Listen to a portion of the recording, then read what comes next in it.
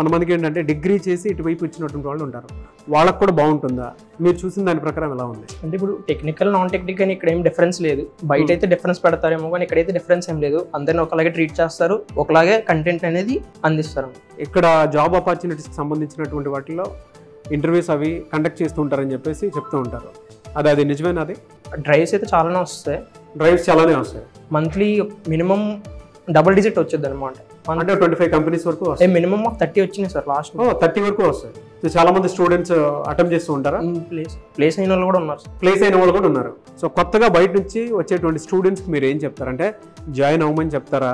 ఎందుకంటే బయట చాలా ఇన్స్టిట్యూట్స్ ఉన్నాయి, ఇక్కడే ఎందుకు జాయిన్ అవ్వాలి అని అంటే ఏం చెప్తారు? ఇంటరాక్టివిటీ ఎక్కువ సార్ బయట వాళ్ళతో పోల్చుకుంటే. అండ్ నేను అంటే డౌట్స్ అడిగితే చాలా మంది ఎలా అంటే కొంచెం ఫీల్ అవుతారు అనమాట, ఏంటి వీడు ఇలా ఇలాంటి డౌట్స్ అడుగుతున్నాడు అని.